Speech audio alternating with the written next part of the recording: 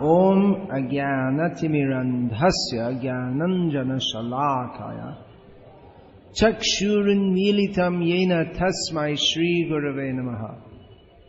Continuing to discuss the symptoms of a person in whom bhava has at least begun to appear. Bhava Bhakti. So this we should aspire for. The ultimate aim is Krishna Prem, but of which Bhava Bhakti is an intermediate stage and a constituent stage. It's not that as one goes from sadhana bhakti to bhava bhakti to prema bhakti, it's not like a caterpillar turning into a butterfly. It's not that it's total metamorphosis. Do you understand all this? I guess so, the translation is going on. But rather it's a gradual progression. Can you understand English, Jyoti Shekhar Prabhu? You can understand. All right, I didn't know.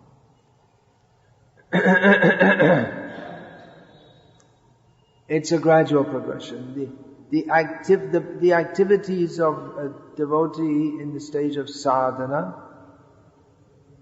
Vaidhi sadhana, and in bhava and in prem are more or less the same. It's the internal consciousness which develops, and that will be manifested in one's activities also. That although one may perform activities in the neophyte stage, that will be done with complete absorption in the advanced stage, and that will be apparent in one's activities and one's attitude. So I'd already discussed the Kshantir Avyartha Kaladvam, then Viraktir Mana Shunyata. So the first 4 symptoms I discussed. So today we'll discuss Asha Bandha, which means great hope. One has great hope of achieving love of Krishna, even though one considers oneself to be quite unworthy. This is the symptom of a devotee. Even though he has all qualities, he considers himself to be devoid of any qualities. And Rupa Goswami gives a verse that he has composed in this regard, saying that I have no qualities, I have no taste for hearing and chanting about Krishna. I'm not born in a very good family. Of course, he was born in a good family, but he had sangha dosha, the fault of associating with very impious people.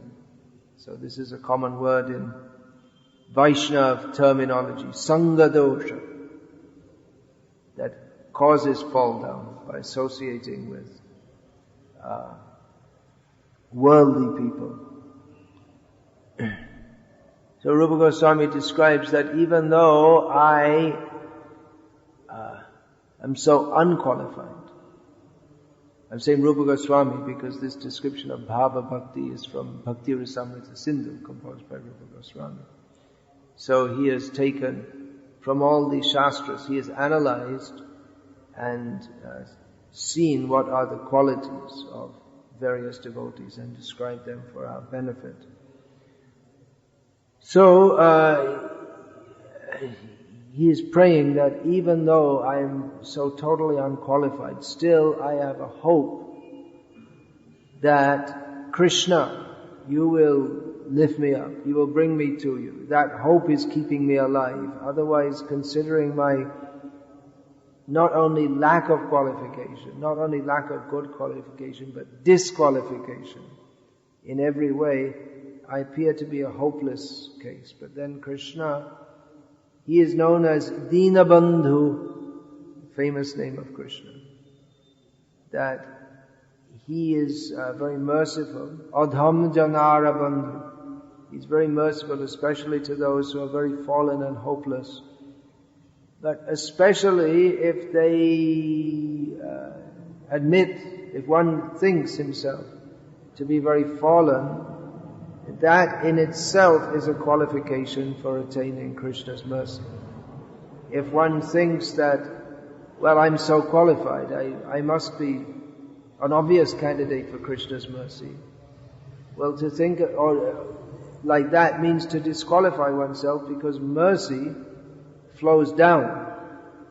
It's not something that you can forcibly get a hold of. It's not that, well, now I've been chanting 64 rounds and fasting on every Ekadashi, and I read Srimad Bhagavatam every day for 3 hours, and definitely I must be very advanced by now, so Krishna won't be able to refuse me. This kind of attitude disqualifies one, that I am doing so much, I am so advanced, then as I mentioned the other day, Punar Mushiko Bhava. You become a big tiger and get converted back to a mouse. So, one should always be very humble. Rupa and Sanatan, they were so humble, even though they were so qualified. They came before Chaitanya Mahaprabhu and they recited a verse from Yamunacharya Stotra Ratna, that you, dear Lord, you are the deliverer of the fallen, but we are sure that if you search throughout the 3 worlds, you will not find a better candidate for your mercy than us, because we are the most fallen. So, the devotee has to cultivate this attitude, because in material consciousness, it's just the opposite. Everyone thinks, I'm very great. And even if we do something in devotional service is inspired by the internal energy of Krishna, which functions in a different way to the external energy. But, so if we take the devotional service and we get some power from Krishna's Bhakti Shakti, but we're still in contact with Krishna's Maya Shakti, and then due to Maya Shakti, we start to think, well, I'm doing all this. And then we lose our contact with the Bhakti Shakti. It becomes just a show. 2 people can be doing the same thing, but the attitude and the result is completely different. Just like 2 people may be making chapatis. One is just making them for his own sense gratification, and the other is making them to offer to Krishna. So, the person, Yagya Shishtasana Santo Muchante, Sarva Kil Vishai. Yeah, what is that? Ye Pachanti. What is that?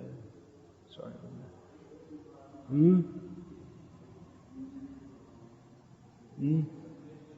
Sarva Kil Vishai. Bhunjate Te Tvagang Papa Ye Pachanti Atma Karana. One who cooks for himself. Oh, this has gone off again. One who cooks for himself is simply eats sin. The one who offers it to Krishna with love, and Krishna accepts that. So it's the same activity, but the result is different. One person goes to hell and the other person goes to Krishna. Why should that be? It's the same activity, but because of the attitude. So in the same way, 2 people may be performing what appears to be devotional service. 2 people may be playing mridanga and singing, but one is doing for Krishna's pleasure and another is doing for sense gratification. You can also do kirtan for sense gratification. People will see me, they will appreciate what a good singer I am. So one gets the result of pleasing Krishna and the other pleases himself and maybe pleases others but doesn't please Krishna. So one should think oneself very fallen and lowly. This asha bandha, this hoping against hope for Krishna's mercy, this follows after the previous quality of a person in Bhava Bhakti is mentioned, mana shunyata, devoid of the desire for honor. So one can be devoid of for the desire for prestige. Well, there are two ways theoretically in which one could be free from the desire for prestige. One should think that, one could think that, I'm very qualified, but still, I don't want to be praised. Another way is to think that I'm completely disqualified, so no one should praise me anyway. So, the proper consciousness for a Vaishnava is to consider oneself completely unqualified to the extent that one feels totally hopeless. That I have no way I can't go forward at all. I don't know what I'm doing. I'm blind. I'm struggling. Rupa Goswami expresses this mood. And who can be a more advanced devotee than him? That is the very symptom of his advancement. This attitude of utter humility. It's not a show. It's not something that he poetically recites, but he actually feels very humble. But in that mood to call out helplessly to Krishna, that will be heard by Krishna. Sharanga sharanagati hoibe jaha taha prarthana shune Srinanda Kumar. Whoever possesses these 6 symptoms of sharanagati, their prayer is heard by Nanda Kumar Krishna. So, the first one in Bhakti Vinod Thakur's listing, who writes this Sharanagati. Actually in the verse quoted in Hari Bhakti Vilas, that comes 5th, that Karapanya, or feeling oneself to be, a feeling of lowliness, a feeling of lacking. But Srila Bhakti Vinod Thakur, in his analysis of Sharanagati, treats this dainya, or considering oneself very low. He treats this first as the essential quality of a Vaishnava. So one who has this quality will be heard by Krishna. That the feeling that I'm not really fit to be here at all. But somehow or other, Krishna is allowing me to remain in the service of His servants. How can I possibly even approach Krishna? But still, I have a hope that Krishna is very merciful. And despite all my many disqualifications, because somewhere in my heart, amid all my material desires, there is a desire, a strong desire, that somehow or other, despite the apparent impossibility of it, I desire to attain Krishna. Then Krishna will be very merciful to me. That I am hoping for. That doesn't mean that one should think, well, Krishna is very merciful, therefore I can do whatever I like and Krishna will deliver me. This is not acceptable. This Christian philosophy. Jesus Christ has made a contract that you just say you believe in Him, you do whatever you like, you sin left, right and center, and Jesus will save you, and everyone else he'll throw into hell forever. This is not... feeling oneself disqualified does not mean that one should act in a disqualified manner. Nor should one think that it is acceptable to do anything to follow anything but the standard given by Rupa Goswami in his Bhakti Rasamrita Sindhu. Rupa Goswami gives all the rules and regulations to be followed in devotional service. So these are to be followed. It's not that one can neglect all the rules of devotional service and then say, well, I'm very fallen, but I think Krishna will save me anyway. That's not Rupa Goswami's intention. His intention is that by following these rules and regulations, we should develop the purified consciousness by which we think we are very fallen. Whereas contaminated consciousness is to think that I am very advanced, either materially or spiritually. If one thinks that everything is depending on me, kartaham iti manyate, I'm doing everything around here. This is contaminated consciousness. So one should follow the rules and regulations of devotional service, and at the same time chant with great sincerity. And if one does so, then naturally this Vaishnava feeling will come in the heart that I'm very fallen, I'm very low, but I'm simply praying that Krishna will deliver me. And I have hope that despite my many disqualifications, that Krishna will do so. The next qualification of course these could be discussed in much more detail, but I'm giving a general idea here, as far as I can. So the next is samudkantha, eagerness to attain Krishna.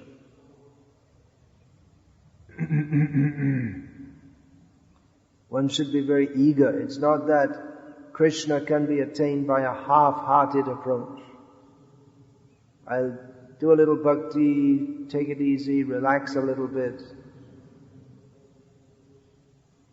Sometimes we hear devotees say, don't be so intense. But actually intensity is required in Krishna consciousness.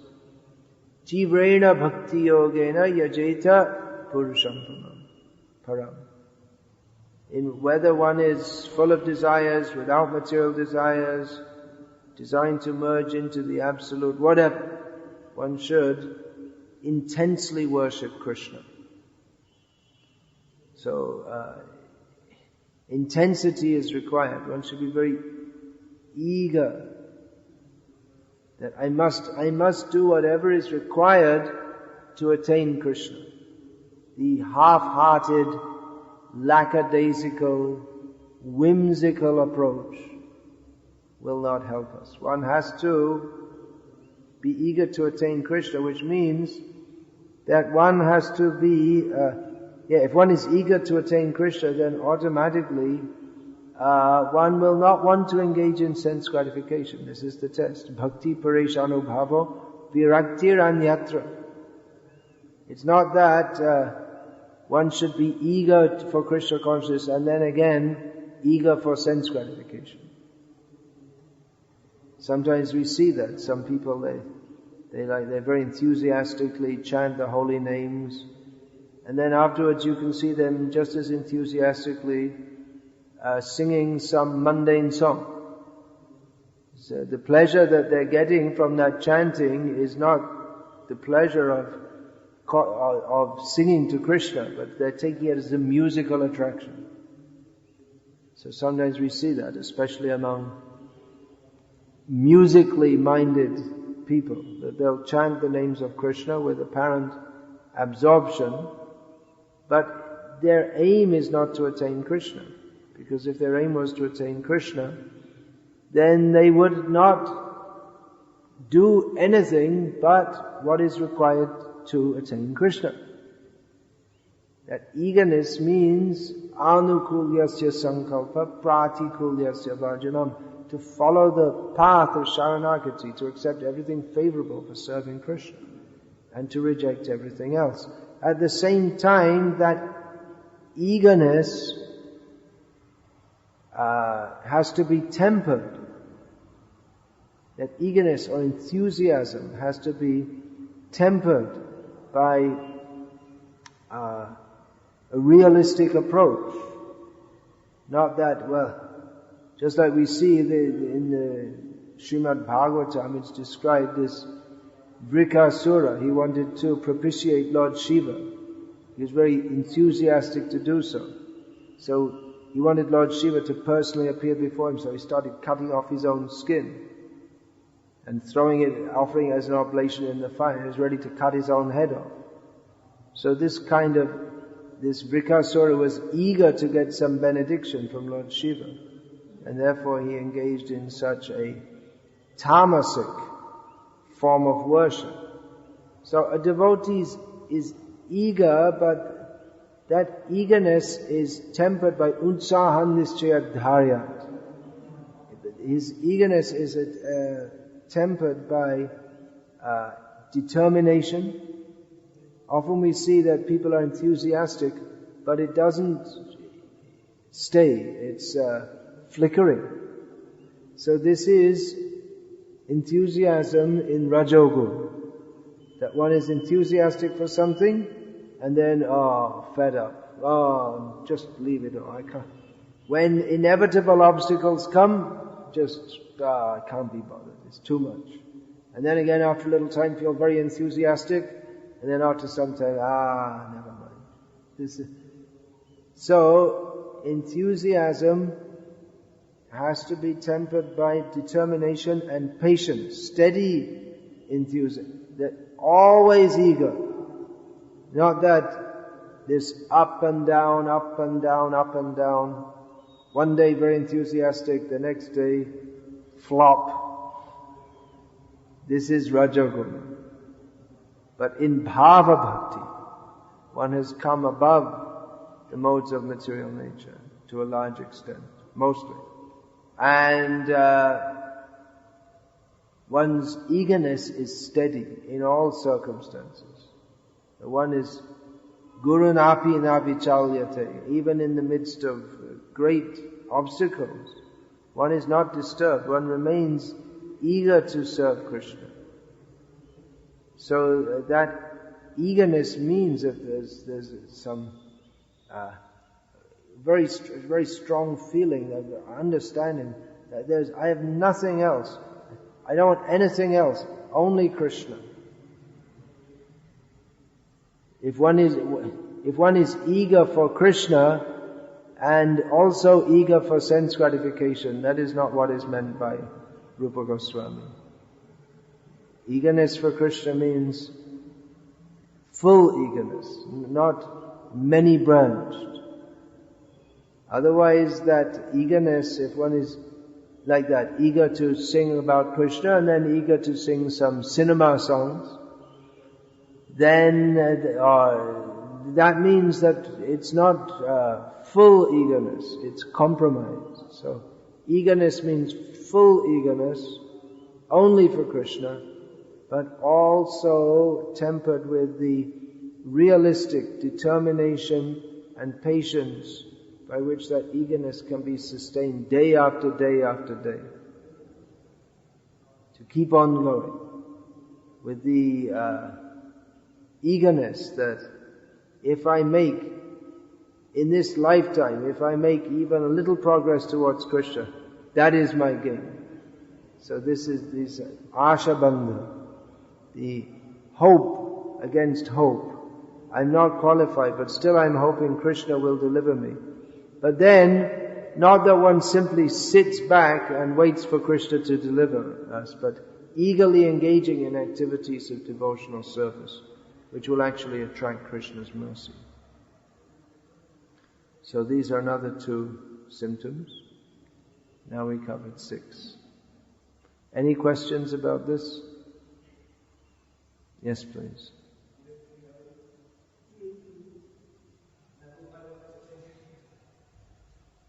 It's your own question? regarding attitude, sometimes we can see devotees who we feel sometimes that I will serve devotees because I will get nice devotees to Krishna, or I will drive to Vrindavan because then I will get this lesson. Sometimes we are into the service and we are always thinking, I will get this, I will get this. Yeah.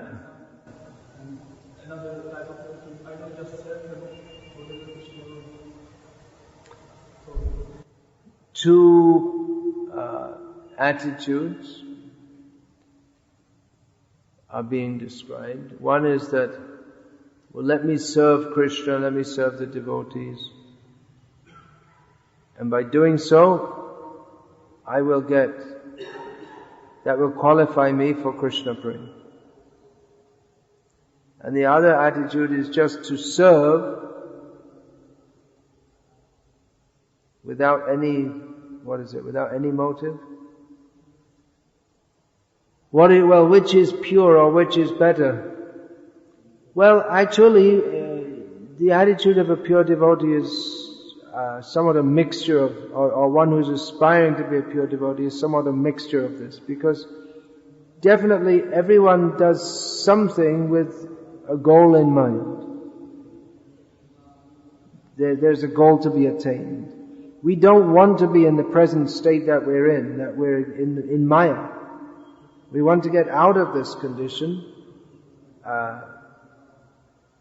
for ourselves. Everyone is cognizant of their own interest. And there's no harm in that if one is endeavoring for one's own real self-interest. There's no harm it's definitely very much wanted that we should think, let me attain pure love of Krishna. But then in pure love of Krishna, there's no personal motive. There's no motive that, well, I'll be the best in Vrindavan, I'll kick out Nanda Maharaj and everyone else, and I'll be known as the best devotee. Maybe I'll even kick out Krishna and become God myself. So this is the materialistic attitude. I will become better.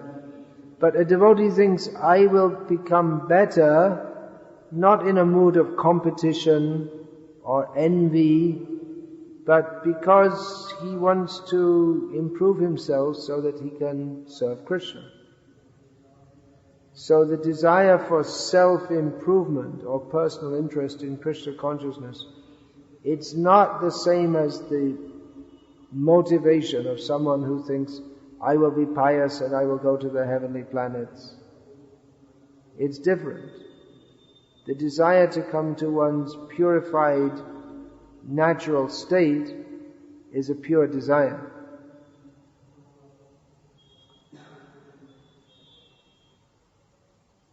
And devotee also knows that if by developing pure Krishna consciousness, that is the best thing he can do for himself and for others. It's the best way to help himself and others. So it's not selfish, even though it might superficially appear to be so. But the desire to be a pure devotee and to attain love of Krishna is not a selfish desire. Yes.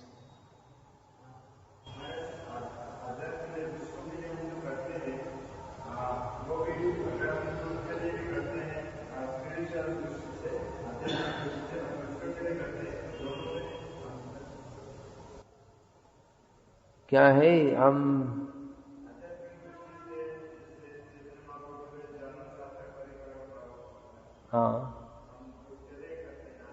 यदि हम पर उपकार के लिए प्रयास करते हैं तो स्वयं उपकार भी होगा साथ साथ. If we try to help others by the spiritual method, by doing so, our own interest will be served. Just like Chaitanya Mahaprabhu told the Kurma Brahmana, Jare dekho tare kaha Krishna upadesh, amar agya guru hayatara edesh. Now the Brahmana, he wanted to go with Chaitanya Mahaprabhu. Chaitanya Mahaprabhu said, no, you stay here and preach and deliver this land. But then Chaitanya Mahaprabhu, he further said, the Brahmana said, I can't stay at home, I'm being overcome by the waves of Maya, I want to go with you. And Chaitanya Mahaprabhu said that if you do like this, if you preach Krishna consciousness, then Kabhuna Badhi Betomai E Bishoy Taranga Punarapi Eitai Pabe Morasanga. He said that if you do like this, you preach selflessly, then Maya will not affect you, and you will attain my association in this place. You don't have to go with me. You'll be with me. By service, you'll live with me and be with me. So, by serving Chaitanya Mahaprabhu, our own best interest is served, and that of others also.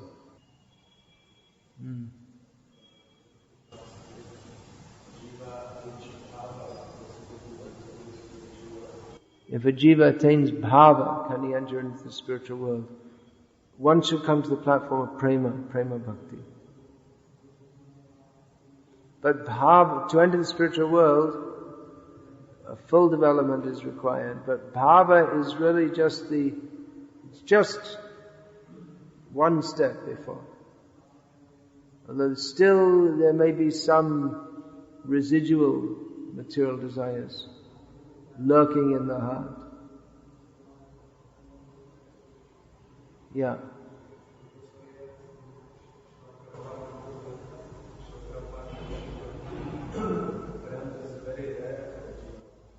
Prema is rare for the jiva, that's true. But it's not so rare that it's impossible. How many jivas are there? I mean, practically, even in our own body, there are practically unlimited jivas. So, yeah, it's rare. But, again, it's not impossible. It's not so rare that it's just almost impossible. Otherwise, what is the meaning of Chaitanya Mahaprabhu being Krishna Prema Pradaya? Namo Mahavadanyaya Krishna Prema Pradaya Te Krishnaya Krishna Chaitanya Namne Gaurtushe Namaha. We praise Chaitanya Mahaprabhu as the bestower of Krishna Prem. So if there's no Krishna Prem, then what's the meaning of that? Prem is very rare. By the mercy of Chaitanya Mahaprabhu, He's made it easily available.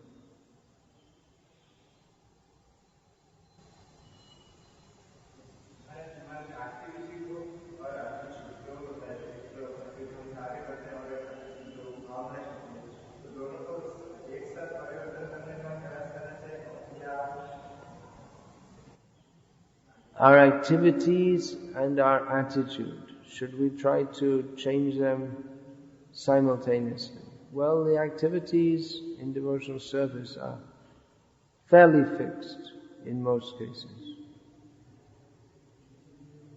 It's the attitude that we have to work on. It's not that we always have to change our activities, but it's the attitude that requires working on. As Srila Prabhupada said, advancement in Krishna consciousness depends on the attitude of the performer. So,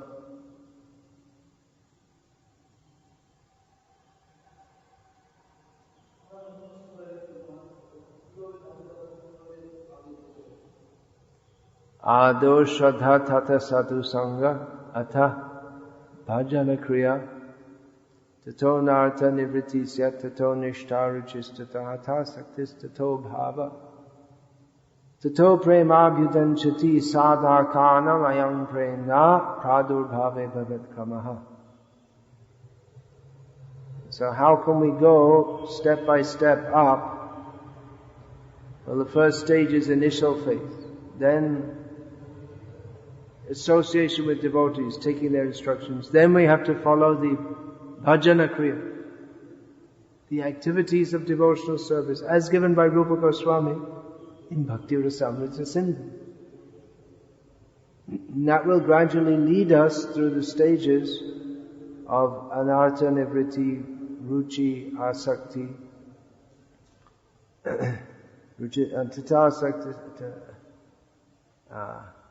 then to bhava. Now we're discussing bhava. But before we come to that stage, there has to be assiduous following of the process of sadhana. And by the mercy of Chaitanya Mahaprabhu and Srila Prabhupada, there's special dispensation for those who are preaching Krishna consciousness. But don't take that as a license to do